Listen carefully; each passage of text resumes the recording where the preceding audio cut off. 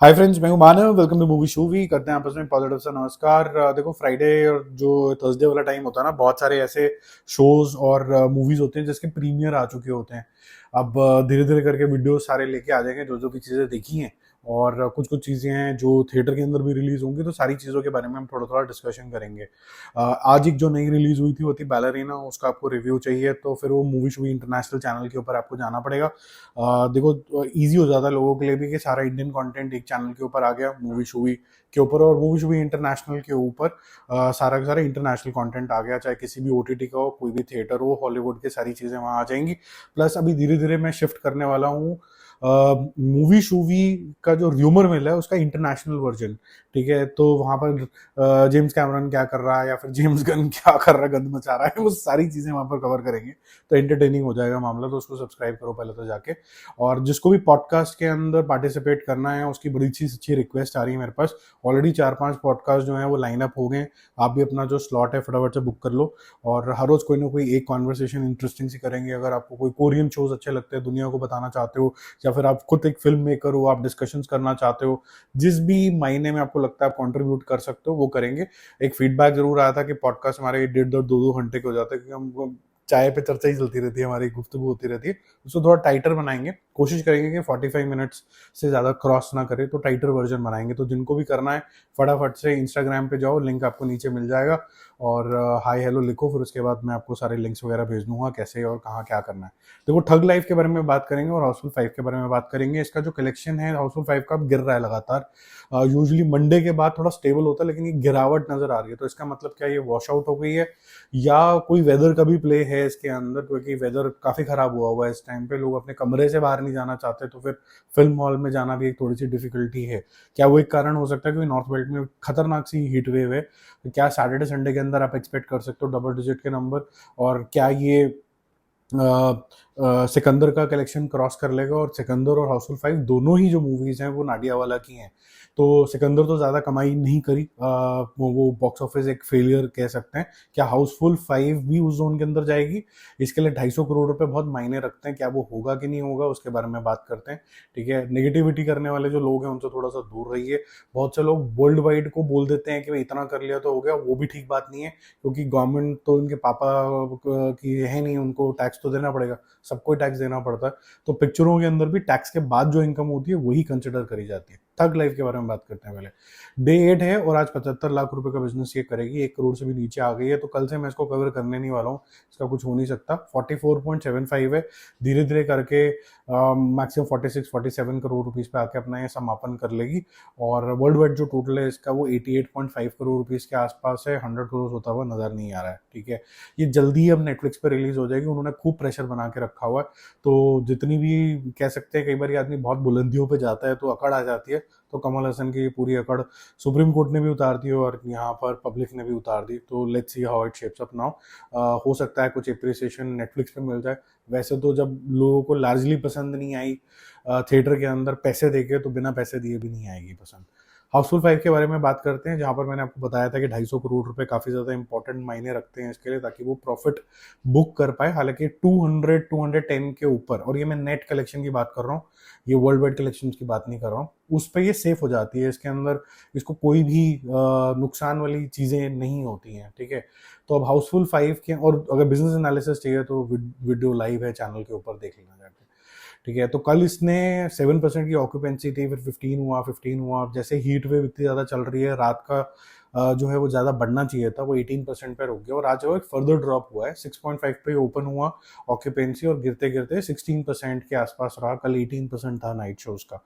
ठीक है, तो जिससे इसका कलेक्शन कल के मुकाबले गिरेगा। तो कल 9 करोड़ रुपीज किया था एज पर मेकर्स और प्रोड्यूसर्स, ये आज 7-7.5% ही 7 करेगा, करोज करेगा एज अ कलेक्शन। तो 126 जो इसका कल का ऑफिशियल नंबर है, 43 करोड़ ओवरसीज का नंबर है, 192 करोड़ इसका ऑफिशियल नंबर है वर्ल्ड वाइड लेवल पे। 7 करोड़ रुपीज ऐड करोगे 126 के अंदर तो वो 133 करोड़ होता है। ये वहां पर पहुंच गया। सैटरडे संडे में 150 करोड़ रुपए के आसपास ये क्रॉस करेगा, और वर्ल्ड वाइड लेवल पे ये 201 क्रॉस कर गया। तो एक अच्छी खबर है कि भाई 200 करोड़ क्रॉस कर गई ये picture, which is very good. I think 211 crore रुपए करे थे हाउसफुल 4 ने, तो ये बहुत ही कंफर्टेबली मेरे ख्याल से कल के अंदर ही उसको क्रॉस कर लेगी, मोस्ट प्रॉब्ली कल नहीं तो परसों क्रॉस कर लेगी। और हाउसफुल 4 से तो ये बड़ी पिक्चर बन गई किसी भी दिन, ठीक है। क्या ये प्रॉफिटेबल होगी कि नहीं होगी? देखो ये आज 133 करोड़ पे है, और मैंने आपको बताया था कि इसको 200 पे तो ये ब्रेक इवन करेगी। इतना तो इसको करना ही पड़ेगा 200 के आसपास। तो 200 करने के लिए अभी इसको कितने और करने पड़ेंगे? 67 करोड़ और 67 करोड़ और करने के बाद ये करेगी। 67 करोड़ का रास्ता क्या मुश्किल है क्या आसान है?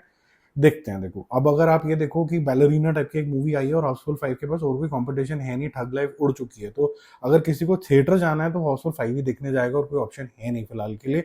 तो लोग कहेंगे चलो मैं एक ट्रायल के लिए देख लेता हूँ कि क्या आ रहा है। तो एक बेनिफिट इसको ये है, सैटरडे संडे के अंदर अगर हम देखें कि 2 दिन 10-10 करोड़ की अगर इनकम आती है, तो वो इसका जो टोटल है 10-10 करोड़ बोल लेते हैं। कल अगर किसी तरीके से 7 का मोमेंटम ये मेंटेन करता है तो कल हो जाता है 133 प्लस 7 140, और सैटरडे संडे के 20 करोड़ रुपए 160 करोड़ रुपीस।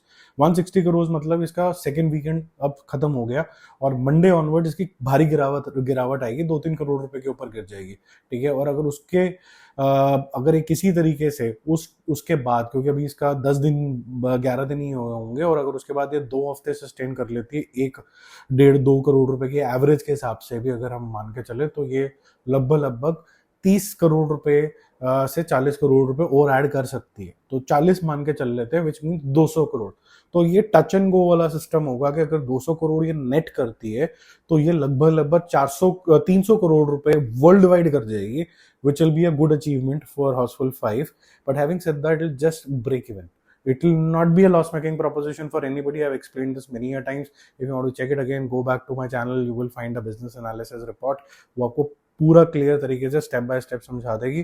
बट बजट से इसका कोई लेना देना नहीं होता। आजकल जो लोग ऐसे देखते हैं बुद्धू होते हैं, बार बार बोलते हुए अच्छा भी नहीं लगता। बुद्धू को बुद्धू कितनी बार बोलो।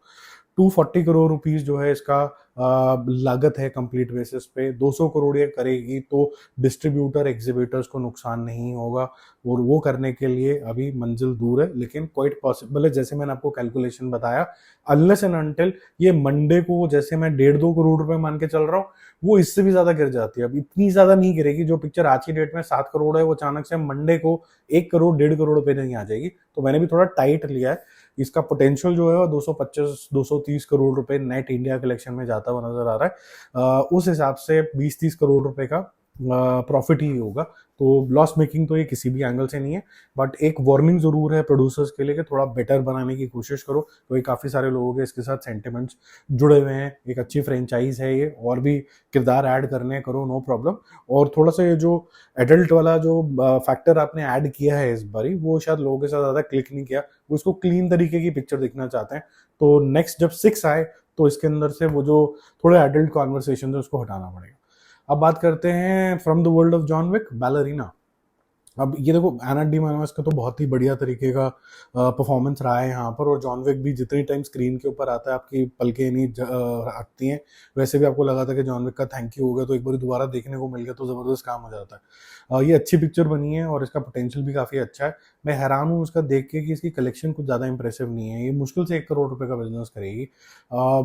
या तो जॉन विक लोग ज्यादा नहीं समझते हैं, वो नहीं देखने जा रहे हैं, या लोगों को लग रहा है कि डर बैठ गया है कि भाई वोकिज्म के चक्कर में कोई भी ऐसा मेन हीरो का अगर स्पिन ऑफ बनेगा किसी गर्ल के साथ, तो शायद वो डोल्ड्रम्स में ही चला जाएगा, वो खराब ही हो जाएगा। एग्जाम्पल के तौर पे जब आयरन मैन का आयरन हार्ट आ रही है, उसको सबसे ज्यादा डिसलाइक मिले कि यार एक मेन हीरो का ऑरा बना हुआ, क्यों उसको डाइल्यूट करो, चाहे वो वुमन हो चाहे कोई और भी हो। एक और अगर आयरन मैन इकट्ठा हो, एक उसके साथ ही इकट्ठा हो जाता है, तो फिर आपको थोड़ा अजीब लगने लग जाता है, ठीक है। तो अगर एक सुपरमैन भी है, वो भी वही कर रहा है, सुपर गर्ल भी वही कर रही है, तो फिर आपका एक्सक्लूसिविटी जो होती है वो खत्म हो जाती है। बट इसके साथ वो नहीं है, इसके अंदर एक डिस्टिंक्ट पर्सनैलिटी है, तो आप देखने जा सकते हो।